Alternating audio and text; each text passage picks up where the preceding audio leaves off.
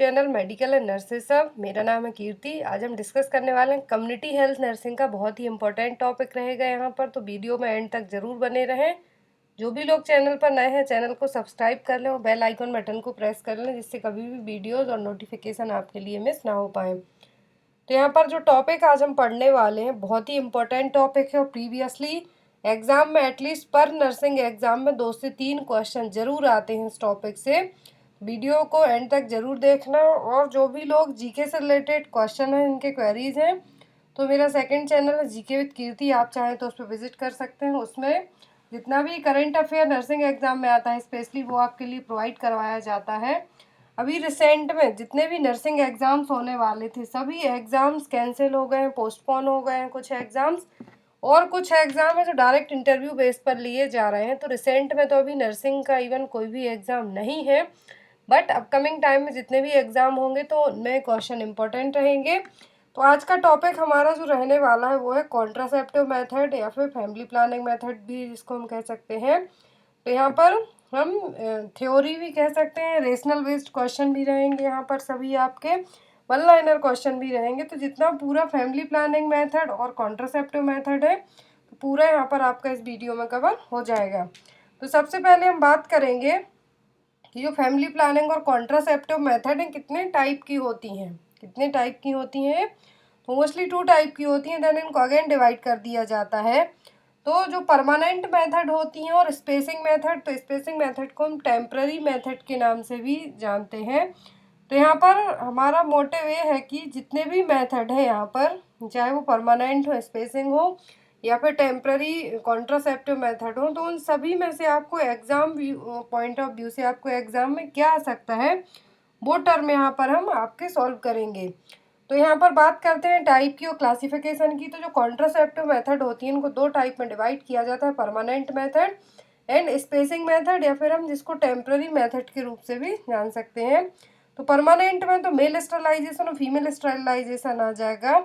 जिसमें mail sterilization में mostly जो परफॉर्म करवाया जाता है वो है वैसेक्टोमी, और फीमेल स्टरलाइजेशन में जो जनरली परफॉर्म करवाया जाता है या तो लेप्रोस्कोपी की जाती है या फिर ट्यूबेक्टोमी परफॉर्म की जाती है। नेक्स्ट है यहाँ पर स्पेसिंग मेथड। तो स्पेसिंग मेथड और टेम्पररी मेथड के अलग अलग टाइप है, natural, barrier, intrauterine device, hormonal contraceptive, emergency या फिर पोस्ट कॉन्सेप्शन मेथड। तो ये अलग अलग टाइप हो गए। अब हम बात करेंगे जो आपके एग्जाम में पॉइंट ऑफ व्यू से आपको आ सकते हैं क्वेश्चन। तो यहाँ पर फर्स्ट टर्म में यूज़ किया गया है LAM फैमिली प्लानिंग मेथड। इसका मतलब क्या? Lactational amenorrhoea method. तो लैक्टेशनल एमनोरिया मेथड क्या? नेचुरल फैमिली प्लानिंग मेथड है, और ये टेम्पररी या फिर हम स्पेसिंग बर्थ कंट्रोल मेथड के नाम से भी इसको जान सकते हैं। लैक्टेशनल एमनोरिया मेथड, इसकी कुछ टर्म्स एंड कंडीशन होती है जिस पर ये काम करेगा। तो फर्स्ट जो लैक्टेशनल से आप समझ सकते हैं जो भी ब्रेस्ट फीडिंग मदर हैं, जो एक्सक्लूसिव ब्रेस्ट फीडिंग करवाती हैं अपने बेबी को, फर्स्ट स्टार्टिंग के जो 6 मंथ तक होते हैं वहाँ तक, तो यहाँ पर लैक्टेशनल एमनोरिया मेथड है बेस्ड ऑन 3 सिमल्टेनियस कंडीशंस। जैसा मैंने आपको पहले बताया कि 3 कंडीशन पर बेस्ड होती है मेथड, अदरवाइज इसको यूज़ करने से क्या हो सकती है? फेलियर रेट ज़्यादा हो सकती है। फर्स्ट है यहाँ पर the baby is under 6 month. तो बेबी की एज कितनी हो? 6 month. The mother is still amenorrhoeic. Mother क्या हो? स्टिल एमनोरिया की कंडीशन उसको। एमनोरिया का मतलब है कि एब्सेंस ऑफ मेंस्ट्रुएशन, मेंसेस ना आ रहे हो, बेबी 6 मंथ की एज तक का ही हो। सी प्रैक्टिस एक्सक्लूसिव और quasi exclusive breast feeding on demand day and night. और जो मदर अपने बेबी को कम्प्लीटली ब्रेस्ट फीडिंग, मतलब कि ब्रेस्ट फीडिंग के अलावा दिन और रात में कुछ भी ना दे रही हो, तो ये कम्प्लीटली और एक्सक्लूसिव ब्रेस्ट फीडिंग कब तक करवाई जाती है? 6 मंथ की एज तक।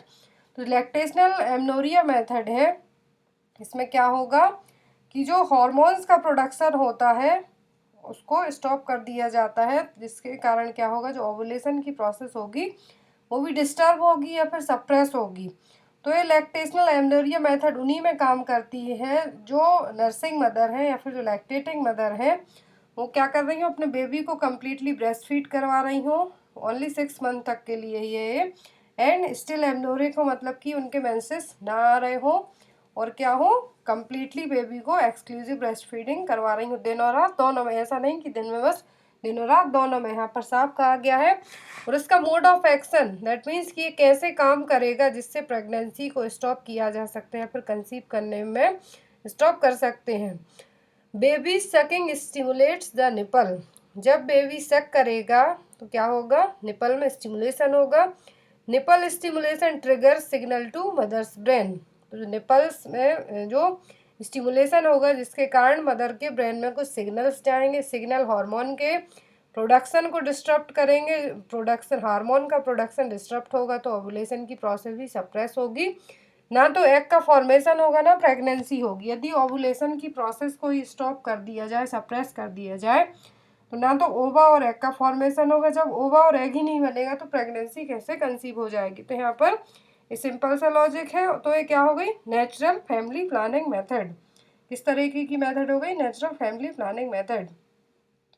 नेक्स्ट जो सबसे ज़्यादा एग्जाम में आता है, यहाँ पर हम दोनों तरीके के क्वेश्चन पढ़ने वाले हैं गाइस, जो मोस्टली वन लाइनर और थ्योरी बेस्ड भी जिसको हम कह सकते हैं, और एमसीक्यू बेस्ड क्वेश्चन जो आपके एग्जाम में आते हैं। पहले हम यहाँ पर शॉर्ट वे में पूरी मेथड को समझ लेंगे, देन हम पूरा एमसीक्यू बेस्ड इसी वीडियो में कवर करेंगे। तो यहाँ पर फर्स्ट जनरेशन आईयूडी, क्या है, फर्स्ट जनरेशन आईयूडी, ये भी टेम्प्ररी और स्पेसिंग बर्थ कंट्रोल मेथड है। जैसा कि मैंने आपको पहले बताया, दो तरीके की मेथड होती हैं। तो intra uterine device, intra uterine device कहाँ इंसर्ट की जाते हैं, यूट्रस पे। तो जो इंट्रा यूट्राइन डिवाइस है इनकी अलग अलग कैटेगरी हैं, first generation, second generation, third generation and fourth generation.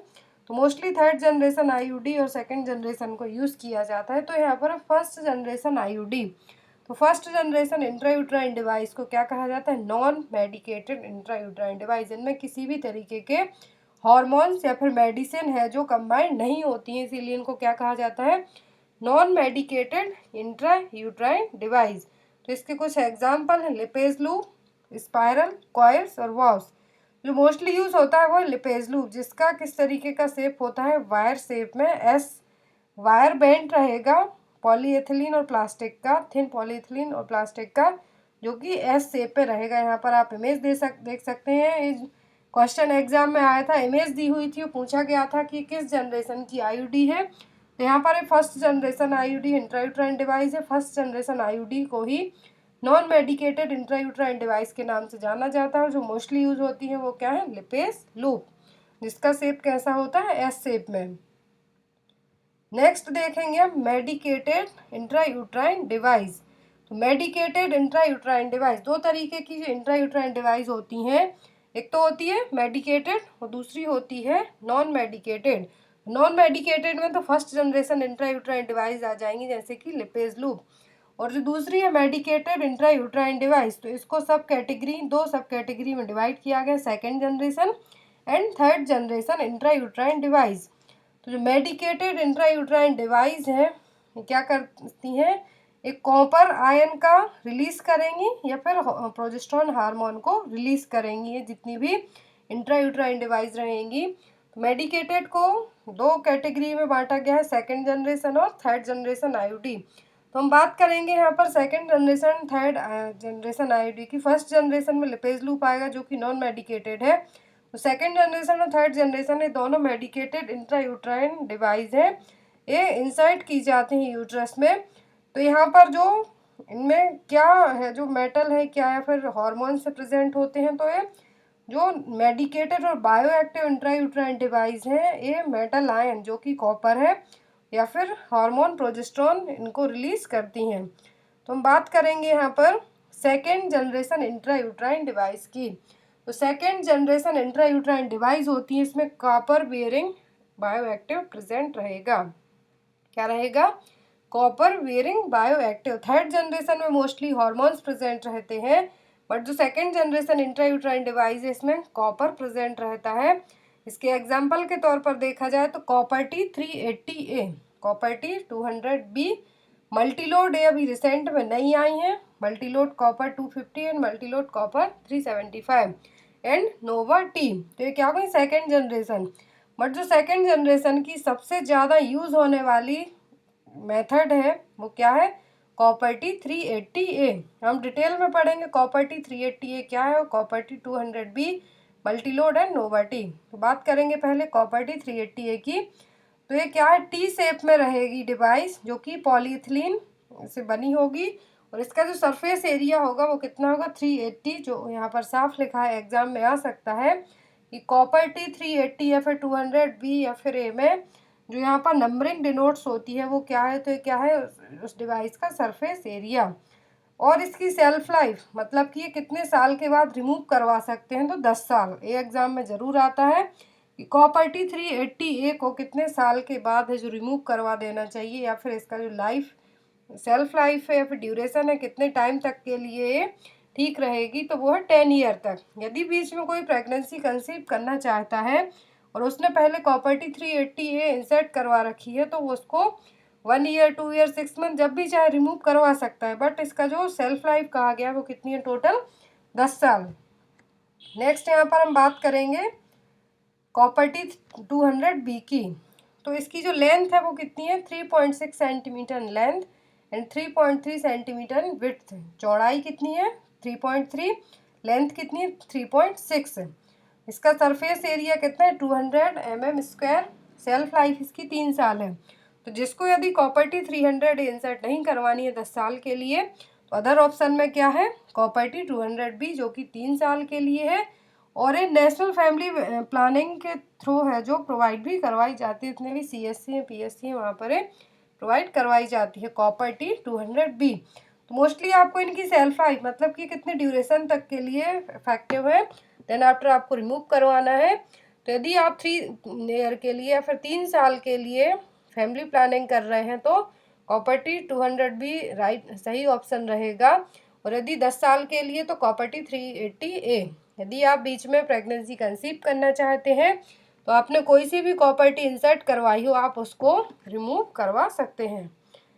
यहाँ पर ये देखिए इमेज में बताया गया है कि जो अलग अलग जो मेडिकेटेड कॉपर टी है या फिर इंट्रायूट्राइन डिवाइस है, तो copper T 200, multiload 375, copper T 380A, levonorgestrel containing IUD जिसको LNG IUS के नाम से भी जाना जाता है, एग्जाम में आपको आ सकती है।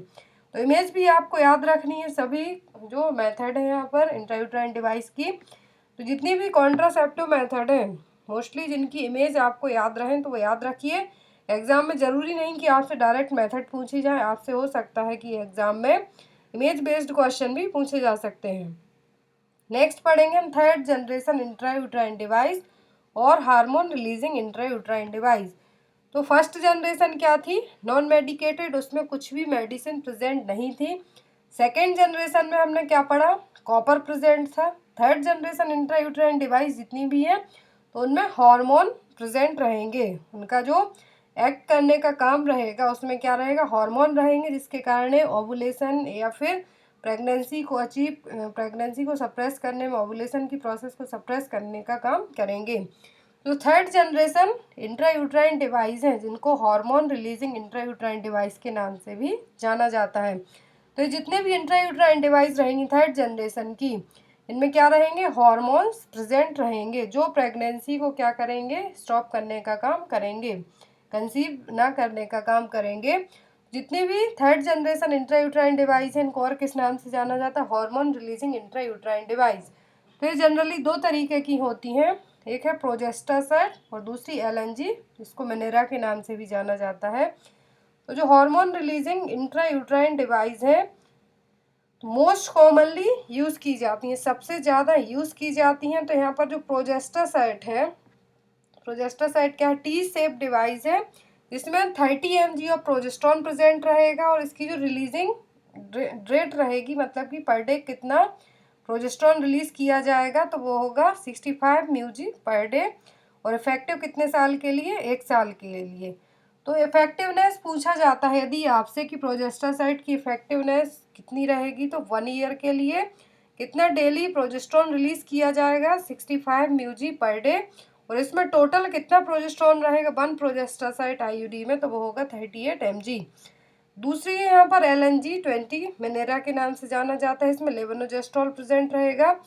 तो उसके पहले मैं आपको बता दूं कि जितनी भी हार्मोन रिलीजिंग इंट्रायूट्राइन डिवाइस होती हैं इसमें 2 तरीके के हार्मोन्स प्रेजेंट होते हैं, प्रोजेस्ट्रॉन एंड लेवोनोजेस्ट्रॉल। तो जो प्रोजेस्टासाइट होते हैं टी शेप डिवाइस होती हैं जिसमें 30 mg ऑफ प्रोजेस्ट्रॉन रहेगा, जो कि यूट्रस में डेली 65 mcg पर डे के हिसाब से प्रोजेस्ट्रॉन रिलीज किया जाएगा। और इनका जो इफेक्ट रहेगा, मतलब कि मोड ऑफ एक्शन क्या करेंगी, effect uterine lining, cervical mucus and sperm. दूसरी है मिनेरा, LNG-20 मिनेरा, ये टी शेप रहेगी, ये 20 mcg लेवोनोजेस्ट्रॉल रिलीज करेगी। इसकी लो प्रेगनेंसी रेट है एट प्रेजेंट की बात की जाए तो यहाँ पर जो हार्मोन रिलीजिंग इंट्रायूट्राइन डिवाइस है, पर 3rd जनरेशन इंट्रायूट्राइन डिवाइस है। आपको याद रखना है कि इसमें कौन से हार्मोन रहते हैं, प्रोजेस्ट्रॉन एंड एस्ट्रोजन। तो जो प्रोजेस्टासाइट है यहाँ पर इसके फिर 2 टाइप है, प्रोजेस्टासाइट एंड मिनेरा। तो प्रोजेस्टासाइट में जो प्रोजेस्ट्रॉन रहेगा इस इंट्रायूट्राइन डिवाइस में तो कितना होगा, 30 mg प्रोजेस्ट्रॉन रहेगा। पर डे की रेट पूछते हैं तो 65 mg पर डे रिलीज किया जाएगा यूट्रस में, इफेक्टिव रहेगा 1 साल के लिए। दूसरा है मिनेरा, मिनेरा भी मोस्टली यूज़ किया जाता है। इसमें 20 mg लेवोनोजेस्ट्रॉल रिलीज किया जाएगा, कितना 20 mg levonorgestrel per day release किया जाएगा। इफेक्टिवनेस है 5 साल, मतलब कि ये यदि एक बार आपने इंसर्ट करवाया मिनेरा तो 5 साल के लिए इफेक्टिव है। 10 साल के लिए करवाना है तो कॉपर टी 380 ये रहेगा, यदि 3 साल के लिए तो कॉपर टी 200 एंड यदि 5 साल के लिए तो LNG मिनेरा आप इंसर्ट करवा सकते हैं। नेक्स्ट यहाँ पर ये देखिए मिरेना और प्रोजेस्टासाइट इन दोनों की इमेज दी हुई है, एग्जाम में आपसे आ सकते हैं। फर्स्ट इमेज है लिपेज लूप की, जो कि 1st जनरेशन आईयूडी है। यहाँ पर बी और सी जो प्रोजेस्टासाइट और मिरेना है, ये क्या है, 3rd जनरेशन और हार्मोनल इंट्रायूट्राइन डिवाइस है। अब हम नेक्स्ट यहाँ पर क्वेश्चन में मूव करेंगे, पूरे क्वेश्चन MCQ बेस्ड रहेंगे विथ रेशनल के। तो यहाँ पर क्वेश्चन नंबर 1 है, which hormone is present in hormonal contraceptive pills. तो हमने पढ़ा था अभी रिसेंट में ही कि जो हार्मोनल कॉन्ट्रासेप्टिव पिल्स हैं या फिर जो हार्मोनल कॉन्ट्रासेप्टिव पिल्स की बात की जा रही है यहाँ पर, तो उनमें कौन सा हार्मोन प्रेजेंट होगा। ऑप्शन में progesterone, oestrogen, both A and B, और D है यहाँ पर ल्यूटिनाइजिंग हार्मोन। जितनी भी हार्मोनल कॉन्ट्रासेप्टिव पिल्स होती हैं उनमें 2 हार्मोन प्रेजेंट होते हैं, या तो प्रोजेस्ट्रॉन ओनली कॉन्ट्रासेप्टिव पिल्स आ सकती हैं, या फिर ओनली एस्ट्रोजन, या फिर कंबाइंड पिल्स भी आ सकती हैं जिसमें प्रोजेस्ट्रॉन एस्ट्रोजन दोनों प्रेजेंट रहेंगे। तो यहाँ पर इसका सही आंसर क्या होगा, B, both A and B, ये दोनों हार्मोन प्रेजेंट रहेंगे। तो जो कंबाइंड ओरल कॉन्ट्रासेप्टिव पिल्स होती हैं इनमें एस्ट्रोजन और प्रोजेस्ट्रॉन का सिंथेटिक डोज होता है जो बहुत ही कम मात्रा में प्रेजेंट रहेगा, और ये किस तरीके से प्रेगनेंसी को स्टॉप करेंगी, तो ये ओव्यूलेशन प्रोसेस को स्टॉप करती हैं, इनहिबिट करती हैं। जितनी भी कंबाइंड OCP रहेंगी, कंबाइंड ओरल कॉन्ट्रासेप्टिव पिल्स रहेंगी, ओवुलेशन प्रोसेस को इनहिबिट करेंगी, स्टॉप करने की कोशिश करेंगी। तो यहाँ पर जो हार्मोनल कॉन्ट्रासेप्टिव पिल्स है उसमें कौन से हार्मोन है, progesterone and oestrogen. Next question है यहाँ पर, spermicide used in contraceptive today is. तो टुडे नाम का जो वेजाइनल कॉन्ट्रासेप्टिव है, स्पंज में रूप में भी आता है, तो इसमें कौन सा स्पर्मिसाइड प्रेजेंट रहता है। स्पर्मिसाइड का मतलब है कि स्पर्म को मारने के लिए कौन सा केमिकल या फिर क्या प्रेजेंट रहेगा टुडे नाम के कॉन्ट्रासेप्टिव में। ऑप्शन में MPA, प्रोस्टाग्लैंडिन F2, 9-नॉनऑक्सिनॉल, नॉरेस्टेरॉन। तो जो टुडे नाम का कॉन्ट्रासेप्टिव है ये, इसमें जो स्पर्मिसाइड पूछा है कि कौन सा केमिकल और जो स्पर्मिसाइड है यहाँ पर प्रेजेंट रहता है जो कि स्पर्म को मारने का काम करता है, तो वो कौन सा है, तो वो 9-नैनॉक्सिनाइल। इस तरीके से देखिए वुमेन्स कॉन्ट्रासेप्टिव है, ये टुडे है जो एक स्पंज फॉर्म में आता है। तो इसमें जो स्पर्मिसाइड है जो कि स्पर्म को मारने का काम करेगा, तो वो क्या है, 9-नैनॉक्सिनाइल, और ये क्या है, फीमेल और वुमेन कॉन्ट्रासेप्टिव है। नेक्स्ट यहाँ पर barrier method are all except. तो बैरियर मेथड पूछा है यहाँ पर, बैरियर मेथड सभी हैं किसी एक को छोड़कर। ऑप्शन में डायफ्राम, कंडोम, लिपेज लूप या फिर वेजाइनल स्पंज। तो बैरियर मेथड भी हम जिसको कह सकते हैं या फिर मैकेनिकल मेथड भी कह सकते हैं, तो सभी हैं किसी एक को छोड़कर। बैरियर का मतलब है कि ये स्टॉप करने का काम कर रहे हैं, वो ऐसी मेथड सभी हैं किसी एक को छोड़कर। ऑप्शन में डायफ्राम, कंडोम, लिपेस लूप या फिर वेजाइनल स्पंज। तो जो यहाँ पर डायफ्राम हो गया, कंडोम हो गया, वेजाइनल स्पंज हो गया, कैप हो गया, ये सभी क्या है, बैरियर मेथड है, मैकेनिकल मेथड है। बट जो लिपेज लूप है क्या है, first generation intra uterine device है। क्या है, first generation intra uterine device है। तो ये क्या हो गई, ये बिल्कुल भी नहीं होगी बैरियर मेथड में। तो इसके अकॉर्डिंग इसका राइट आंसर क्या होगा, सी, लिपेज लूप। नेक्स्ट यहाँ पर non medicated intra uterine device are called as. हमने जस्ट अभी पढ़ा है, दो तरीके की इंट्रा यूट्राइन डिवाइस होती है, मेडिकेटेड और नॉन मेडिकेटेड। तो यहाँ पर क्वेश्चन है कि non medicated intra uterine device क्या कहलाती हैं।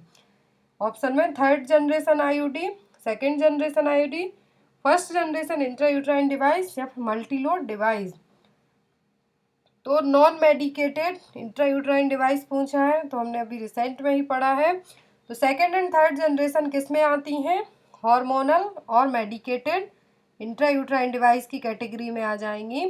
तो यहाँ पर नॉन मेडिकेटेड है वो क्या है, first generation intra uterine device, Lippes loop. Next है यहाँ पर copper T 380A intra uterine device should be replaced once in. तो copper T 380A intra uterine device की सेल्फ लाइफ पूछी है और पूछा है कि रिप्लेसमेंट कब कर देना चाहिए। ऑप्शन में 2 ईयर, 10 ईयर, 3 ईयर या फिर 5 ईयर।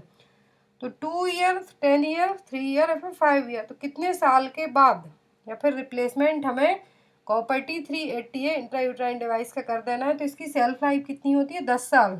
तो यहाँ पर इसका आंसर क्या आएगा, बी, 10 ईयर। नेक्स्ट है यहाँ पर multi load device refers to which type of contraception. Multi load, इसके दो टाइप हैं अलग अलग। मल्टी लोड है, जो मल्टी लोड डिवाइस है, किस टाइप की कॉन्ट्रासेप्शन है, first generation, second generation, oral contraceptive या फिर मैकेनिकल मेथड। तो मैकेनिकल और बैरियर मेथड में तो कंडोम, डायफ्राम, स्पंज, वेजाइन कैप ये सब आ जाएंगे। ओरल कॉन्ट्रासेप्टिव में पिल्स आ जाएंगी सभी। यहाँ पर कहा है मल्टी लोड डिवाइस, तो इनमें से मल्टी लोड डिवाइस कौन सी है, फर्स्ट जनरेशन है कि सेकेंड जनरेशन आईयूसीडी है। तो जो मल्टी लोड डिवाइस है किस में आ जाती हैं, सेकेंड जनरेशन आईयूसीडी में, जिसमें क्या रहेंगी, दो तरीके की डिवाइस रहेंगी मल्टी लोड में, कॉपर 250 एंड 375। ये रही यहाँ पर मल्टी लोड 375 और नोवाटी अलग है। यहाँ पर मल्टी लोड यदि पूछते हैं तो दो ही हैं, 250 and 375, copper 250 and 375। Multi load किस कैटेगरी में आएगी, सेकेंड जनरेशन आईयूसीडी में। नेक्स्ट क्वेश्चन है यहाँ पर इन कॉपर-T 200 द नंबर डिनोट्स। तो कॉपर-T 200 में जो नंबर है 200, ये क्या रिप्रेजेंट करता है। ऑप्शन में वेट इन माइक्रोग्राम, सरफेस एरिया, वेट इन मिलीग्राम या फिर वॉल्यूम ऑफ डिवाइस। मैंने आपको पहले ही बताया है कि जो मैंने आपको कॉपर-T 380A का बताया था, तो यदि आपको 380A आता है कॉपर-T 380A, तब भी सरफेस एरिया रिप्रेजेंट कर रहे हैं नंबर, यहाँ पर 200 है तो ये भी क्या रिप्रेजेंट कर रहा है, सरफेस एरिया को। नेक्स्ट है यहाँ पर Mala N oral contraceptive pills differ from Mala D in terms of. तो हमने दो तरीके की कॉन्ट्रासेप्टिव पिल्स पढ़ी और ये क्वेश्चन एग्जाम में आ भी चुका है। दोनों में कंटेंट सेम है, हार्मोन सेम है, बट आपको बताना है कि डिफरेंट क्या है। तो Mala N oral contraceptive pills differ है, अलग है माला डी से, किस टर्म्स में, किस कंडीशन में। ऑप्शन में norgestrel doses, estradiol doses, sold under social marketing, supplied free of cost. तो माला एन में ऐसा क्या डिफरेंस है जो कि माला डी में नहीं है। तो माला एन क्या है, ये फ्री ऑफ कॉस्ट सप्लाई की जाती है गवर्नमेंट की तरफ से, इसकी फ्री सप्लाई की जाती है। बट जो माला डी है इसका 2 और 3 रुपीज़ पर पैकेट के हिसाब से इसको मार्केट में सोल्ड भी किया जाता है, बेचा भी जाता है। बट माला एन है क्या है, फ्री ऑफ कॉस्ट है, जो सीएससी है, पीएससी है, वहाँ पर इसकी सप्लाई की जाती है। अब यहाँ पर जो टॉपिक है Mala N and Mala D, ये बहुत ही अच्छा क्वेश्चन है, एग्जाम में आ चुका है। तो ये दोनों क्या है, Mala N and Mala D both are combined oral contraceptive pills. क्या है, दोनों कंबाइंड ओरल कॉन्ट्रासेप्टिव पिल्स हैं। तो यहाँ पर बात करेंगे हम माला एन एंड माला डी की, तो या तो आपको एग्जाम में ये आ सकता है कि कंबाइंड ओरल कॉन्ट्रासेप्टिव पिल्स कौन सी हैं, तो वो है Mala N and Mala D, इनके ब्रांड नेम की बात की जाए तो मार्केट में अलग अलग नाम से मिलती हैं। तो जो माला एन एंड माला डी है, इसकी सप्लाई गवर्नमेंट ऑफ इंडिया के द्वारा ही करवाई जाती है। कंटेंट की बात की जाए तो लेवोनोजोस्ट्रॉल रहेगा 0.15 mg and ethanol estradiol 0.003 mg। Content याद रखें आप लोग कि इसमें क्या कंटेंट प्रेजेंट है, लेवोनोजोस्ट्रॉल एंड इथेनॉल एस्ट्रॉइडल कितनी क्वांटिटी में है वो भी याद रखना है। माला डी और माला एन की कितनी टैबलेट आती हैं, तो माला डी की बात की जाए तो माला डी में टोटल 21 ओरल कॉन्ट्रासेप्टिव पिल्स रहेंगी और 7 आयरन टैबलेट रहेंगी। तो इसमें जो 21 ओरल कॉन्ट्रासेप्टिव पिल्स और 7 आयरन टैबलेट हैं, तो जिसमें से 60 mg फेरस फ्यूमरेट टैबलेट जो आयरन की 7 टैबलेट हैं, आपको एग्जाम में आ सकता है कि जो आयरन की 7 टैबलेट रहेंगी इसमें, तो आयरन का जो क्वांटिटी है वो क्या रहेगी, तो वो होती है 60 mg फेरस फ्यूमरेट प्रेजेंट रहेगा इन 7 आयरन टैबलेट में।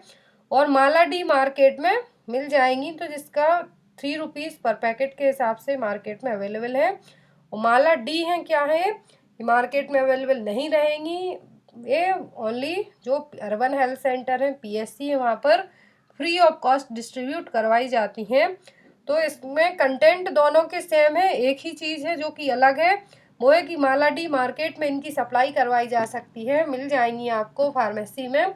बट जो माला एन है ये only PSC urban health centre में फ्री ऑफ कॉस्ट ही प्रोवाइड करवाई जाएंगी।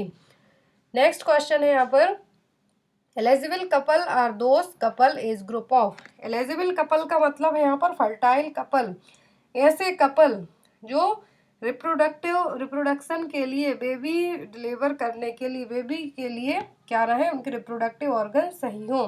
तो यहाँ पर एलिजिबल कपल और फर्टाइल कपल पूछा है तो किस एज ग्रुप के लोग रहेंगे। ऑप्शन में 18 से 35 साल, 15 से 45 साल, 18 से 40 साल या फिर 20 से 30 साल। तो एलिजिबल कपल और फर्टाइल कपल पूछे जाते हैं तो वो कौन से होंगे। तो आपको यदि आगे की नंबरिंग में कन्फ्यूज़न हो रही हो तो आप लोग लास्ट नंबरिंग जरूर याद रखें, 45 ईयर्स, 45 आफ्टर 45 ईयर के बाद क्या स्टार्ट हो जाता है, 45 टू 50 में मेनोपॉज स्टार्ट हो जाता है, तो फर्टाइल की कैटेगरी से अलग हो जाएंगे। यदि आपको ऐसे याद नहीं होता है तो इनकेस तो आपको क्या याद रखना है, 15 से 45 साल तक के एज ग्रुप के लोग किस में आएंगे, स्पेशली फीमेल, तो किस में, एलिजिबल कपल या फिर फर्टाइल ग्रुप के लोगों में। Next is which of the following is the terminal method of contraception in male. दो तरीके की मेथड पढ़ी है हमने, टर्मिनल और परमानेंट, और दूसरी है स्पेसिंग मेथड। तो यहाँ पर क्वेश्चन है कि terminal method of contraception in male, male में पूछा है। ऑप्शन में intrauterine contraceptive device, vasectomy, tubectomy या फिर कॉन्डोम। तो इंट्रायूट्राइन कॉपर डिवाइस और कॉन्डोम ये तो क्या हो गई, स्पेसिंग मेथड हो गई या फिर टेम्पररी।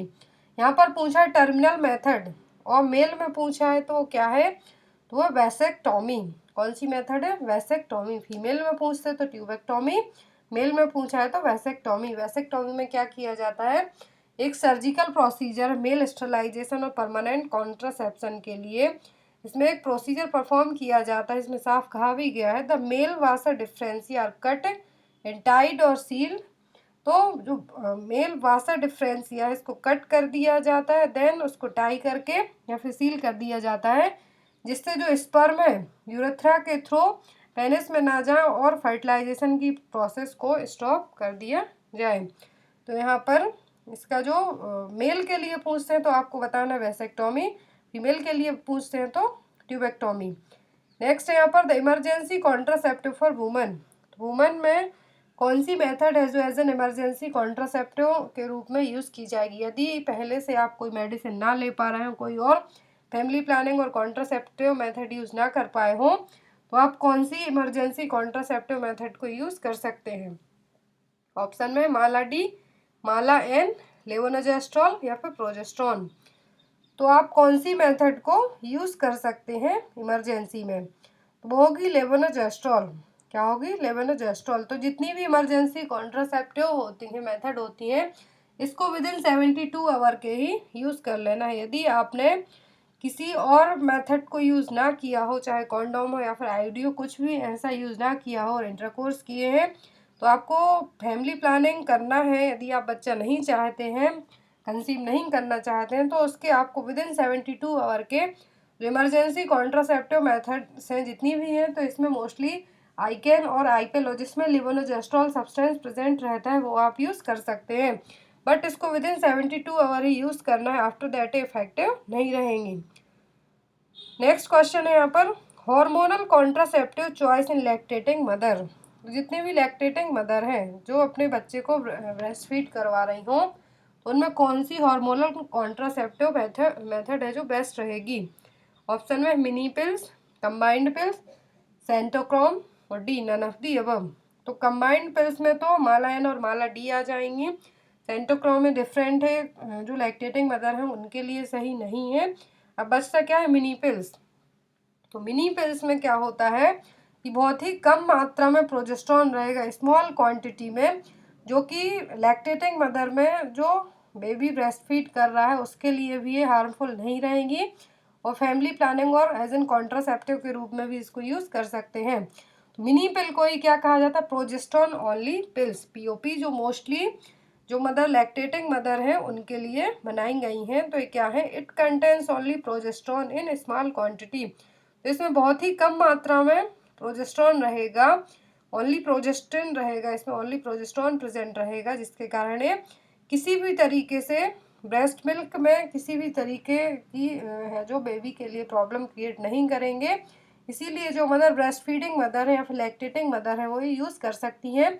एग्जाम में आपको क्वेश्चन आ सकता है कि जितनी भी लैक्टेटिंग मदर है उनको बेस्ट हार्मोनल कॉन्ट्रासेप्टिव मेथड क्या है, तो वो मिनी पिल्स।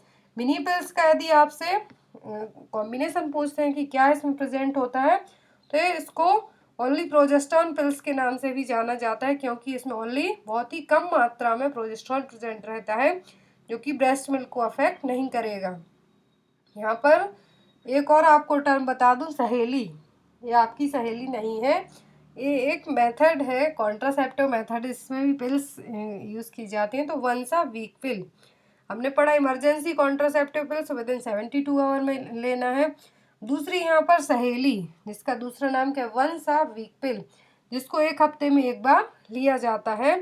तो ऑर्मिफ्लॉक्सेसिन ऑल्सो नोन एज सेंटोक्रोम, सेंटोक्रोमॉन आपको यदि एग्जाम में आता है तो ये वही सहेली है, यहाँ से आप इमेज के तौर पर भी इसको आप याद रख सकते हैं। तो इसमें क्या रहता है, सिलेक्टिव एस्ट्रोजन रिसेप्टर मॉड्यूलेटर्स और SERM, a class of medication which acts on the oestrogen receptor. तो ये क्या करेंगी, एस्ट्रोजन रिसेप्टर है वहाँ पर काम करेंगी, और इनको कब लेना है, ये ओरल कॉन्ट्रासेप्टिव ही है, ओरली ही लेना है, वंस पर अ वीक, हफ्ते में एक बार लेना है। यदि आपने एक टैबलेट मंडे को ली है तो नेक्स्ट आपको नेक्स्ट मंडे को लेनी होगी, वीक में एक ही बार लेना है, डेली नहीं लेना है। जो माला एन और माला डी है वो डेली ली जानी है, बट जो सहेली और वंस अ वीक पिल है इनको कब लेना है, वीक में एक बार। नेक्स्ट है यहाँ पर DMPA is an injectable contraception given every. तो DMPA है जो एक इंजेक्टेबल कॉन्ट्रासेप्टिव है, इसको इंट्रामस्कुलर भी दिया जाता है, सबक्यूटेनियस भी दे सकते हैं, बट मोस्टली इंट्रामस्कुलर ही देते हैं। तो जो DMPA एक इंजेक्टेबल कॉन्ट्रासेप्शन है, इस कॉन्ट्रासेप्टिव है, इसको कब देना है, ऑप्शन में 2 वीक्स, 2 मंथ, 3 मंथ या फिर 2 ईयर। तो DMPA एक इंजेक्टेबल कॉन्ट्रासेप्टिव है, इसको एवरी 3 मंथ में बाय इंट्रामस्कुलर रूट के थ्रू इंजेक्ट करवाना पड़ेगा, जो ब्रांड नेम है डेपो प्रोवेरा के नाम से मोस्टली मार्केट में आता है। तो यदि आपको DMPA ना है, डेपो प्रोवेरा भी आता है तो सेम है, और इसका काम क्या है, ओव्यूलेशन की प्रोसेस को सप्रेस करेगा, कीपिंग और ovaries from releasing an egg. तो यहाँ पर ओव्यूलेशन की प्रोसेस को सप्रेस कौन करेगा, डेपो प्रोवेरा। इंट्रामस्कुलर रूट के थ्रू ये दिया जाता है बाय डीप इंट्रामस्कुलर इंजेक्शन, और इसका डोज कितना है, 150 mg एवरी 3 मंथ। इंजेक्शन कहाँ पर लगाया जाता है, अपर आर्म और बटक्स में। बेस्टली ये किस नाम से मोस्टली किस नाम से जाना जाता है, डेपो प्रोवेरा। तो यहाँ पर जब हम प्रोजेस्टेरॉन ओनली फॉर्मुलेशन, तो DMPA क्या है, प्रोजेस्टेरॉन ओनली फॉर्मुलेशन है, डिपॉट मेड्रॉक्सी प्रोजेस्टेरॉन एसीटेट, और नेट EN भी दोनों क्या है, प्रोजेस्टेरॉन ओनली फॉर्मुलेशन है। तो यहाँ पर आपको DMPA मार्केट में आपको अंतरा के नाम से भी मिल जाएगा, डेपो प्रोवेरा के नाम से भी मिल जाएगा। तो DMPA और डेपो प्रोवेरा है, इसको किस नाम से जानते हैं हम, अंतरा। ये गवर्नमेंट सप्लाई में भी मिल जाएगा, तो ये इंट्रामस्कुलर रूट के थ्रू दिया जाएगा। और डीएमपी एवरी 3 मंथ में इंजेक्ट करवाया जाता है, जबकि नेट एन है इंजेक्टेड एवरी 2 मंथ। कंफ्यूज नहीं होना है, जो प्रोजेस्टेरोन ओनली फॉर्मुलेशन है इसमें डीएमपीए को हर 3 मंथ में इंजेक्ट करवाया जाता है बाय इंट्रामस्कुलर रूट के। नेट एन को भी इंट्रामस्कुलर रूट के थ्रू ही इंजेक्ट करवाया जाता है, बट एवरी 2 मंथ में इसको एडमिनिस्टर करवाना पड़ता है। नेक्स्ट क्वेश्चन है safe period is calculated by. तो सेफ पीरियड कब माने जाते हैं या फिर कैसे कैलकुलेट करेंगे। ऑप्शन में duration and date of menstruation, length of menstrual cycle, length of ovulation या फिर लेंथ ऑफ ल्यूटियल फेज। तो सेफ पीरियड को कैलकुलेट कैसे किया जाता है, मेंस्ट्रुअल साइकिल की लेंथ पर डिपेंड करेगा। सेफ पीरियड और कैलेंडर मेथड, यहाँ पर क्या है, कैलेंडर मेथड और सेफ पीरियड। सेफ पीरियड को कैसे कैलकुलेट किया जाता है, मेंस्ट्रुअल साइकिल की लेंथ पर डिपेंड करता है कि आपकी मेंस्ट्रुअल साइकिल कितनी लंबी, किसी की 35 डेज की होती, किसी की 28 डेज की, किसी की अर्ली आ जाए, किसी की लेट होगी, तो उस पर डिपेंड करेगा सेफ पीरियड। तो यहाँ पर आंसर क्या होगा, B, length of menstrual cycle पर डिपेंड करेंगे सेफ पीरियड। तो जब हमने इतनी सारी मेथड पढ़ ली कॉन्ट्रासेप्शन की, तो यहाँ पे आपको एक चीज़ और रिमाइंड करा दूँ कि मोस्टली एग्जाम में आपको 1-2 क्वेश्चन यहाँ पर टाइप नहीं हो पाए, वो भी मैं आपको बता दूँ। तो एक क्वेश्चन तो एग्जाम में ये आता है कि जो भी न्यूली मैरिड कपल होते हैं उनमें कौन सी बेस्ट मेथड होती है, तो उनमें ओरल कॉन्ट्रासेप्टिव पिल्स आपको बेस्ट मेथड के तौर पर बताना है। और जो अदर क्वेश्चन है यहाँ पर ऐड नहीं हो पाए हैं, जो प्रीवियसली जितने भी फैमिली प्लानिंग मेथड को लेकर वीडियो बनाए गए थे उनमें रखे गए, इसलिए यहाँ पर उनको रिपीट नहीं किया गया है। तो उनकी लिंक आपको डिस्क्रिप्शन बॉक्स में मिल जाएगी, तो वहाँ जाके आप लोग उन क्वेश्चन को भी देख सकते हैं। क्योंकि हर एक एग्जाम में, नर्सिंग के एग्जाम में, चाहे वो एएनएम का हो, जीएनएम का हो, बीएससी का हो, पोस्ट बेसिक बीएससी नर्सिंग के लिए हो, सीएचओ के लिए हो, सभी में 1-2 क्वेश्चन फैमिली प्लानिंग मेथड से आ सकते हैं। सो आई होप आपको वीडियो अच्छा लगा हो तो लाइक ज़रूर करना। Thank you for watching us, bye bye.